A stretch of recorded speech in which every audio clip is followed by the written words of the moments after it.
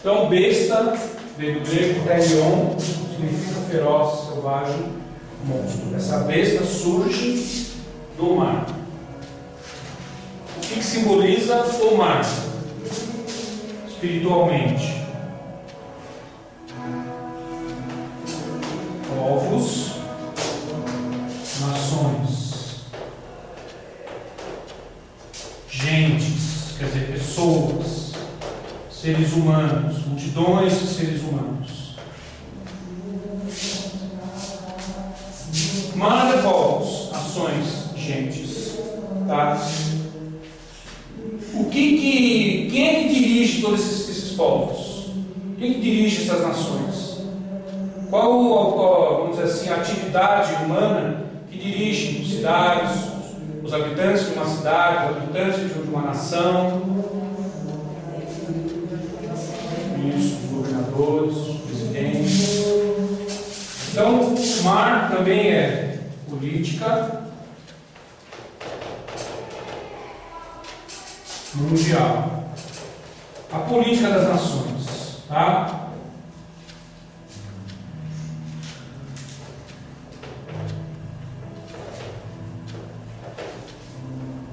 Mas só que não é simplesmente a política mundial.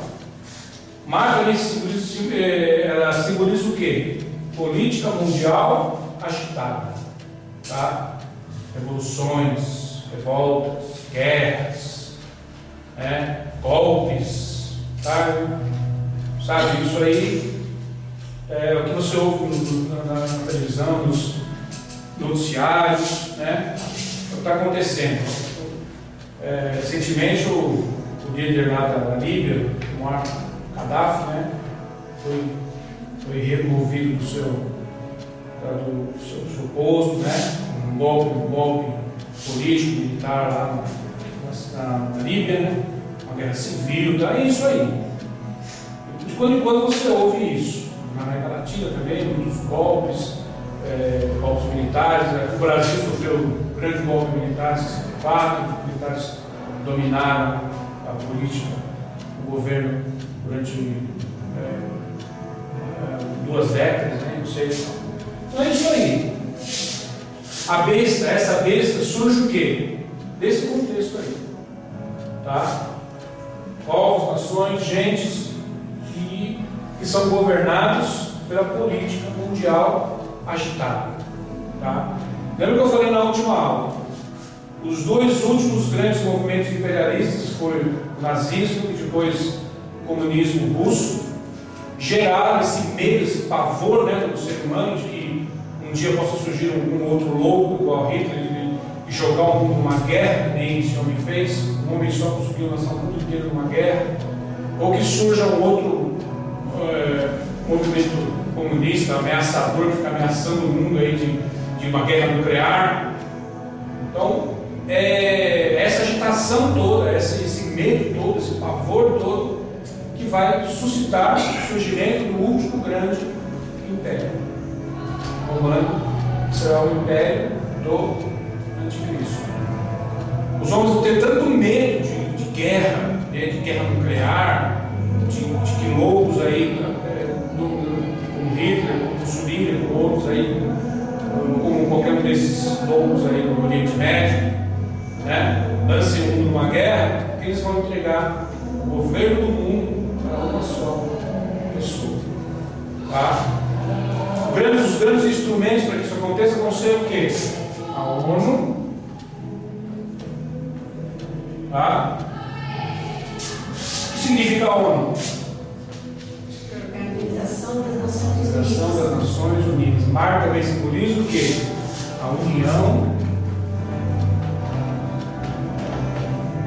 das nações. O mar é um só, né? O mar é uma coisa só. Não é isso? Ninguém diz, embora existam chamados de 7 mares, mas na verdade o mar é um só. O mar é um só.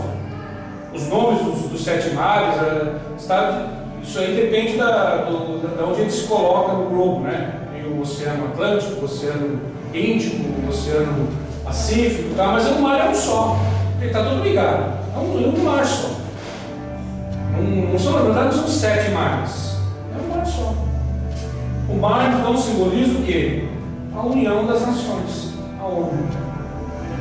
Então, a ONU será um dos grandes instrumentos preparatórios para o surgimento desse governo mundial. E é a ONU que incita o surgimento de blocos econômicos. O que são blocos econômicos? Tá? O que são blocos econômicos?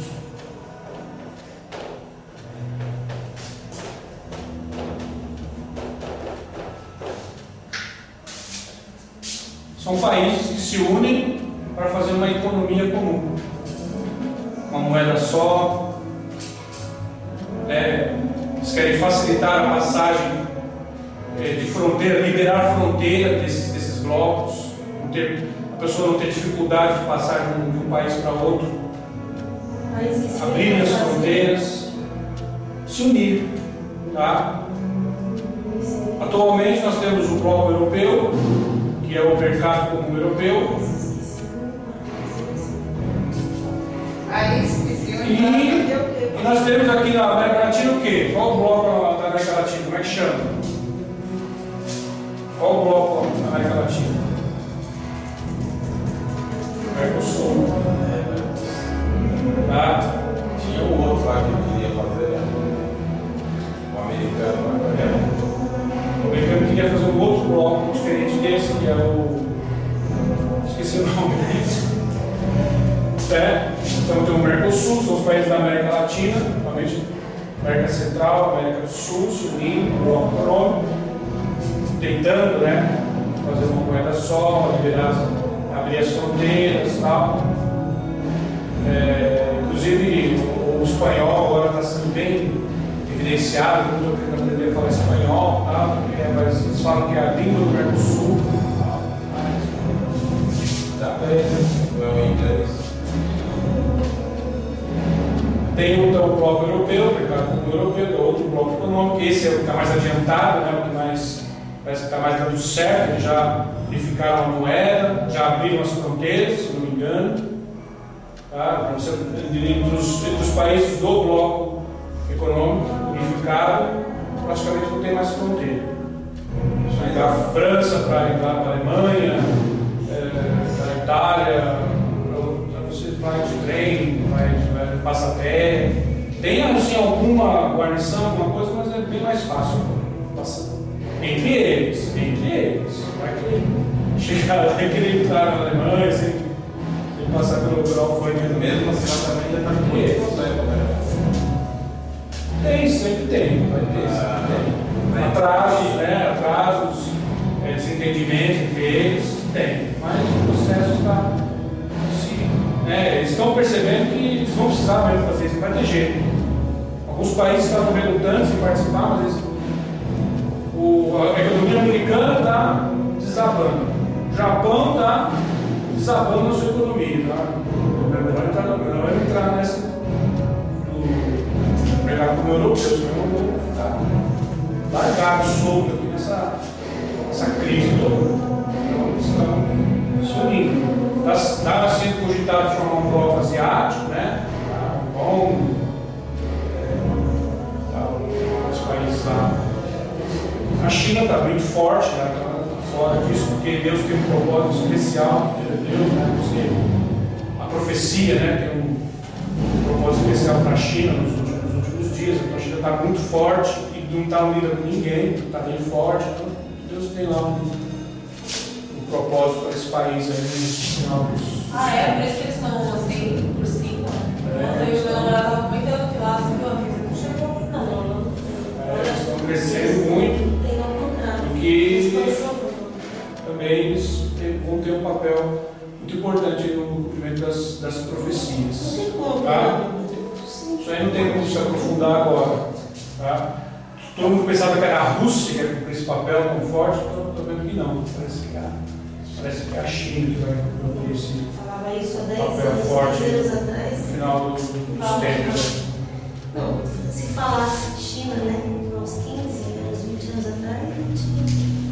A Rússia, com todas suas bombas, lá, seu exército terrível, nuclear, ela está caindo, está de 4 o resto do mundo. Então, ela é completamente dependente da exportação da Rússia. Não produz absolutamente nada no seu território, nada, quase nada. Então, vai ameaçar quem? Vai crescer para o lado de quem? Então, antes tinha lá as bombas, né? Acabou. Ainda tem, mas não adianta ela jogar bomba no quanto é lado para morrer de fome. o cachorro morto. Vai jogar bomba aqui, jogar bomba ali, e depois os outros morrem rápido e ela morre definhando de fome. Porque depende dos outros, não produz nada, depende dos outros. Daí também está pela. Ela perdeu o seu tamanho, né? Tudo aquilo que ela invadiu. O Império, chamado Império Russo que eu falei, desmoronou. A perestroika desmoronou aquele Império Russo. Usou só a Rússia mesmo. Só a Rússia lá e agora o Império caiu tudo. Ela tinha Dividiu, ela se fragmentou completamente. Aí agora a Bósnia, tem Tcheco, não sei o quê. Tchecoslováquia também acabou, Turco-Eslováquia, acabou tudo, assim. Tchecoslováquia também se dividiu, Iugoslávia também acabou. Tudo isso acabou. Esse poderio econômico, político do comunismo desabou. E quando Fidel Castro morrer, se ele não morreu, mas o irmão dele morrer, não vai ter a mesma força. Mas o irmão dele está abrindo o mercado. O comunismo cubano também vai acabar. Já abriu para as coisas do Ocidente. Então é isso aí. Então, mas o medo realmente de algum louco, como eu falei antes, algum louco líder mundial alucinado, ou de um outro tipo de imperialismo, agora é o islamismo que está muito forte, né? Só pautado na religião, na religiosidade também está muito forte. Então, todo esse medo todo vai realmente contribuir para o surgimento da besta que sobe do mar. Não seria a mesma coisa você entregar o governo na mão de um só? Tá? Não é a mesma coisa você ter um império? Aí não tem guerra. É um governo só. Vai lutar contra quem? Mas o que vai acontecer é enfrentar revoluções internas, revoluções internas. Que pode, um grande medo do mundo é a guerra. Que hoje seria uma guerra, dependendo de quem entrasse, principalmente no Oriente Médio. Quer dizer, você sabe que os muçulmanos não têm medo de morrer. Eles não são que nem a gente, não tem a nossa cultura, nossa. Eu tenho que preservar minha propriedade, minhas coisas, meus bens, meus filhos. Senão ele morre, ele dá o filho para morrer, ele não estão nem aí. Para eles usar uma guerra nuclear, para eles é brincando, é brincadeira para eles. Jogar uma bomba lá em Israel, para eles fazem isso brincando. Entende?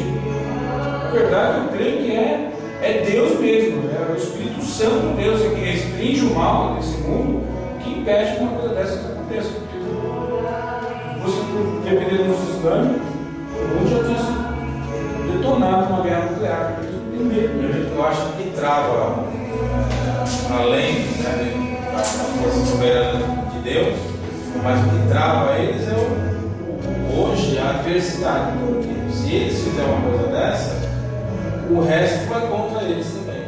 A retaliação também. A retaliação. A retaliação também estende, né? Por isso que está todo mundo eles podem não ter medo de morrer individualmente, mas eles têm medo de serem destruídos como cultura, como aconteceu com os judeus. Então, existe a retaliação, eles têm medo da retaliação, e é isso que impede eles também de fazer qualquer loucura aí. Tá? Então, conseguir uma união com esses povos islâmicos. A união?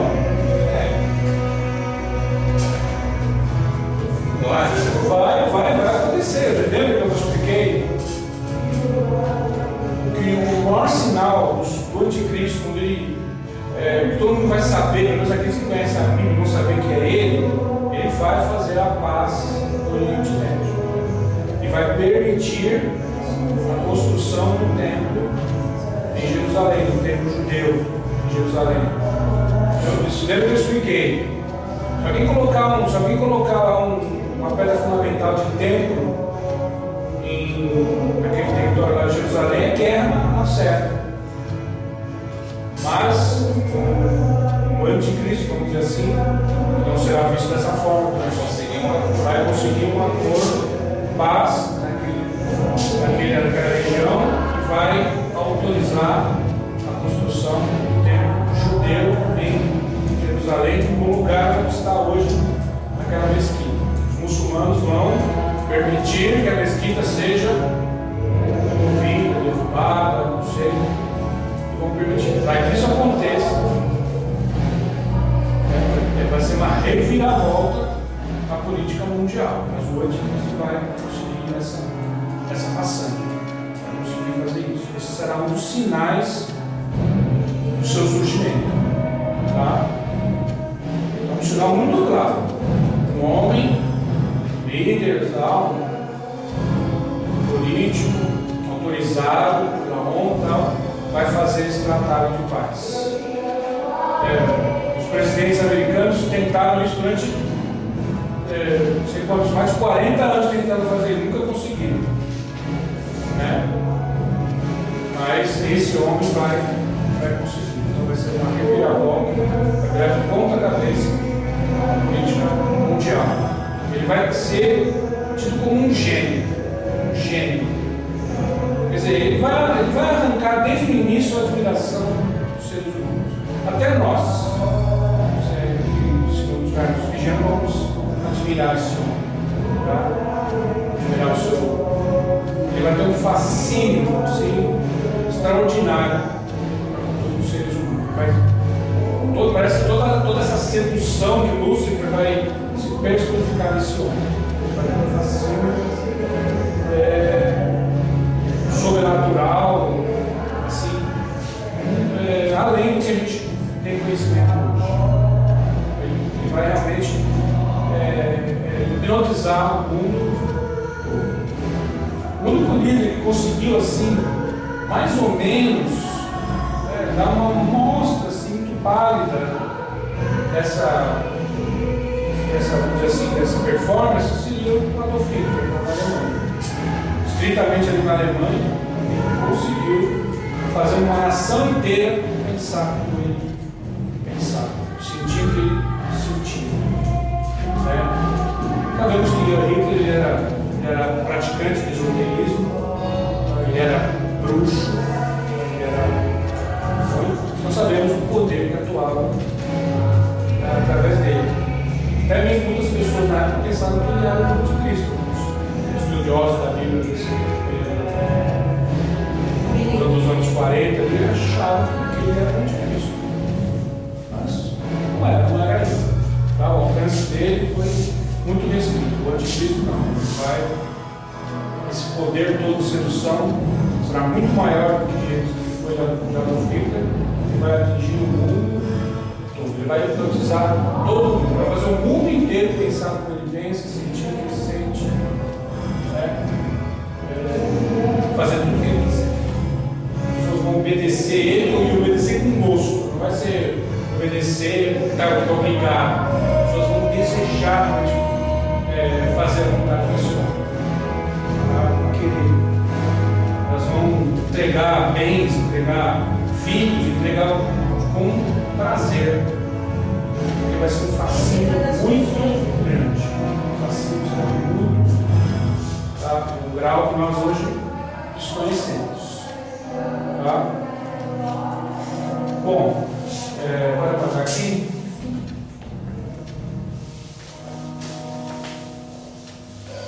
Nós vamos entrar aqui na visão do apóstolo Paulo, do anticristo, que está lá em 2 Tessalonicenses, que é muito importante, fala muito sobre ele.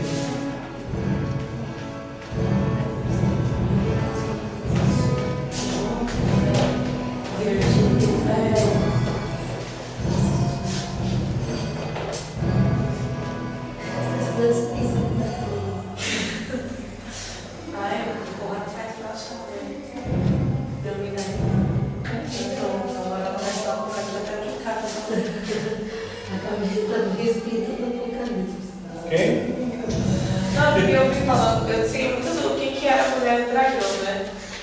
Aí eu peguei, aí minha amiga, vou atrás de um filme, a Marina falou, eu tenho um filme, eu falei, deixa eu ver, aí tem o Apocalipse, né? E o João tem aquelas revelações, né? Aí eu tava assistindo, aí eu entendi bem mais. Entender mais, né? Isso daí mesmo. Para entender melhor. Vamos lá, vamos abrir em 2 Tessalonicenses 2, 1 Tá marcado. a 12. Tá? Foi? Não, marca aqui.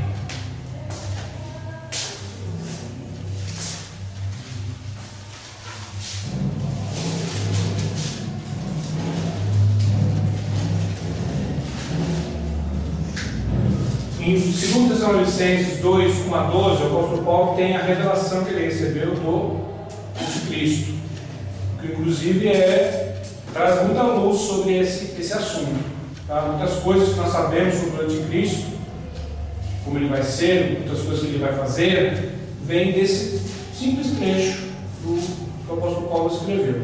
Tá? Queria que o Wilton lesse de novo nessa versão boa de aí, para que você entender melhor.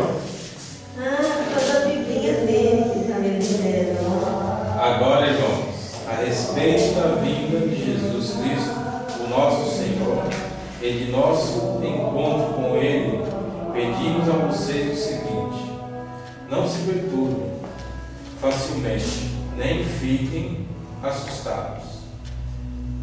Se alguém afirmar que o dia do Senhor já chegou, talvez alguém diga que nós tenhamos afirmado isso enquanto profetizamos ou anunciávamos o Evangelho, ou que escrevemos isso em alguma carta. Não deixe que ninguém nos engane com nada disso, pois antes desse dia terá de acontecer a revolta contra Deus, e terá de aparecer o perverso, que está condenado a ir para o inferno. Ele será contra tudo o que as pessoas adoram e contra tudo o que elas acham que é divino.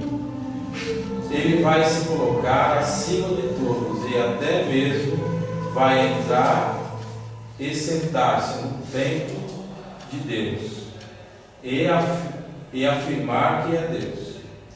Por acaso vocês não lembram que eu lhes disse tudo isso quando estava com vocês? E vocês sabem também que existe alguma coisa que não deixa que isso aconteça agora. Porém, no tempo certo, o perverso aparecerá. A misteriosa maldade já está agindo, mas o que está para acontecer acontecerá somente depois que for afastado aquele que não deixa que isso aconteça. Então o perverso aparecerá, e o Senhor Jesus, quando vier, o matará com um sopro e o destruirá com a sua gloriosa presença. O perverso chegará com o poder de Satanás e fará todo tipo de falsos milagres e maravilhas, e enganará com todo tipo de maldade os que vão ser destruídos. Eles vão ser destruídos porque não aceitaram nem amaram a verdade que os poderia salvar. Por isso Deus envia o poder do erro para agir neles, a fim de que acreditem naquilo que é falso. O resultado disso é que serão condenados todos os que não creram,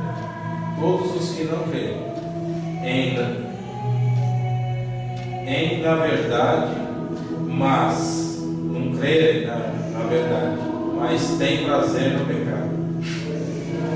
Então, quem são as pessoas que serão enganadas pelo Anticristo? Aqueles que não amam a verdade.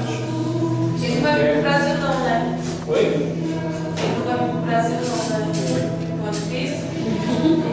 Mas se ele vai vir aqui, eu não sei, mas ele vai governar, ele vai me domínio sobre aqui também. Tá? Então, quem são as pessoas que serão o alvo, que serão seduzidas pelo anticristo? Aqueles que não amam a verdade, que não amam a palavra. Tá? Eles não quiseram se encher da palavra de Deus para terem os seus erros mostrados pela palavra, para se arrependerem, viverem uma vida agradável aos olhos de Deus. Esses serão o quê? Enganados. Que, como eles não creram na verdade, como diz aí, para receberem a vida, então Deus enviará a eles a operação do erro. Como diz a versão nossa, operação do engano, operação do erro, para serem enganados, porque não amaram a verdade. Primeiro lhes foi anunciada a verdade, é o Evangelho que nós estamos pregando hoje.